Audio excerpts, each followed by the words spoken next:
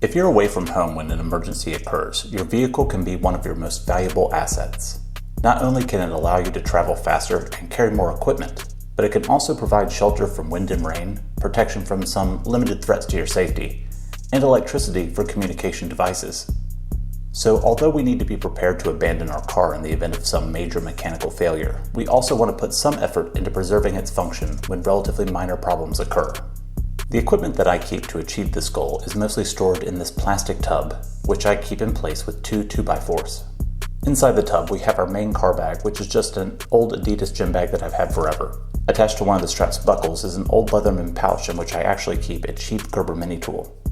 This is just a backup to the Leatherman that I carry as part of my EDC, and a backup to the one that I keep inside my Get Home bag.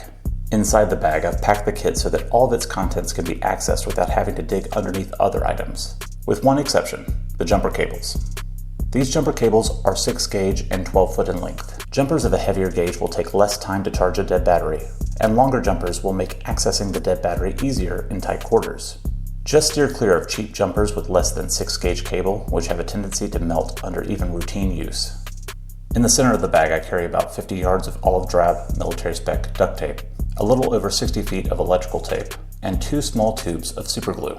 I keep them all in a plastic bag to keep the other equipment free of adhesive that tends to migrate when the duct tape gets hot. I also keep 2 MRE-style entrees, a couple of Cliff Bars, and 3 125ml water ration bags. Again, I keep these sealed in another plastic bag as a redundancy, but I've put these water ration bags through freeze-thaw cycle tests and pressure tests.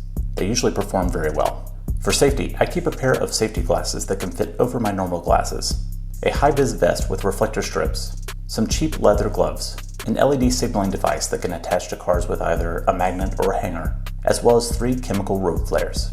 With these flares, be sure to hold them behind the thick black line and strike them such that your body will be clear of the resulting flame. Also be aware that you may need to submerge the entire flare if you need to extinguish them before their full burn time. Every driver should know how to address one of the most common roadside problems: a flat tire. You should specifically verify that the jack is present, especially if you drive a used car, and practice its use at least once. Although it can damage tire pressure sensors and even corrode the wheels if left too long, Fix-A-Flat is a great tool for temporarily sealing small leaks when you don't have time to use a plug kit.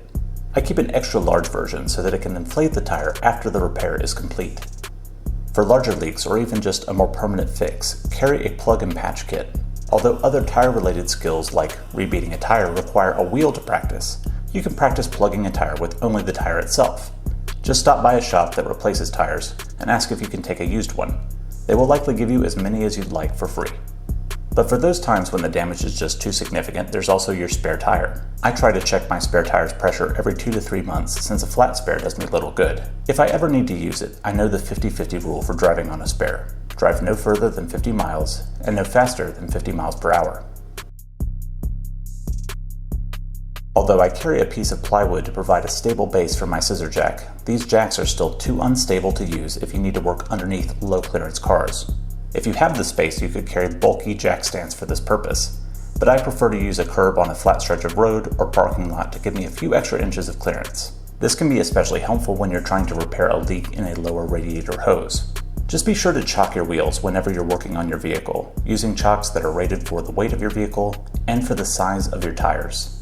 Back to the kit, I also include a small plastic organizer with some redundant survival items such as a Streamlight Micro with additional batteries, a small Swiss Army style knife, needle and thread, 2 full-size Bic lighters, a magnesium fire starter with striker, some stormproof matches with striker, 4 Tinder quick tabs, an extra tube of superglue, and a bottle of iodine tablets, a ratcheting bit and socket set, an extra hat and balaclava, a 26,800 mAh power pack with integrated solar charger and LED array.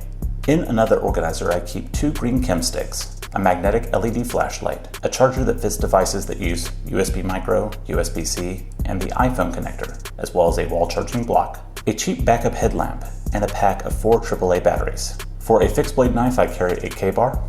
I also pack 100 14-inch cable ties, a local road map, and a lensatic compass. In my hygiene kit, I pack 50 camp soap strips, hand sanitizer, compressed camp towels, and a go-girl for the convenience of the women in my life. Also on this side, I packed some shop towels, 50 feet of 1100 paracord, a ratchet strap, a 14-inch rubber bungee cord, and 2 heavy mill contractor trash bags. Under the bag, inside my tub, I have a set of coveralls to protect my clothes if I need to get under the car, and a medium-duty, general-purpose tarp. In this tool bag, I keep a Mora 511, an 8-inch folding saw, a pair of channel lock pliers, a pry tool for working with tires, a set of bolt cutters, a folding shovel, and a hatchet. I tossed in an old cotton t-shirt for tool cleanup, and in the outside mesh pocket, I placed a pair of hose clamps. I pack an Arcturus heavy-duty survival blanket as a supplement to the 2 military surplus wool blankets that I also keep in the tub. There's also a gallon of non-clumping kitty litter to clean up spills or to help improve tire traction in muddy or snowy conditions. A compact 1-gallon gas can with funnel, a set of longer, heavier-duty zip ties.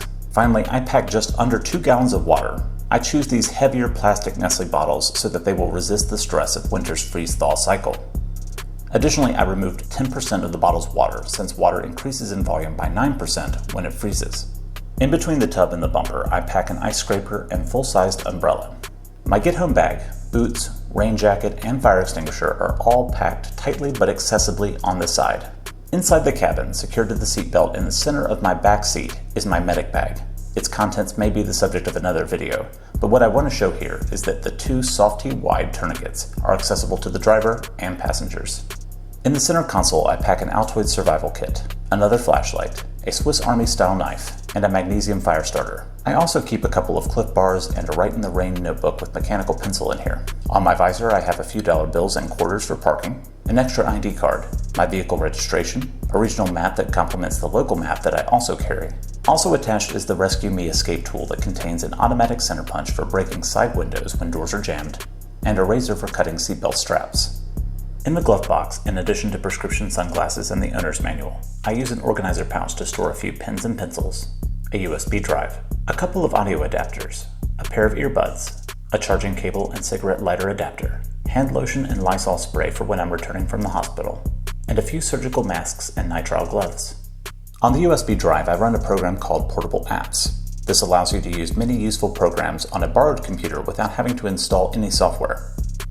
I use the portable version of 7Z to encrypt a text file of some sensitive information that I might need, but I also store PDF versions of several medical reference books, copies of the PowerPoints that I use in my talks, a copy of my resume, foundational documents from my company, and a few other random items that I thought might be handy to keep on hand.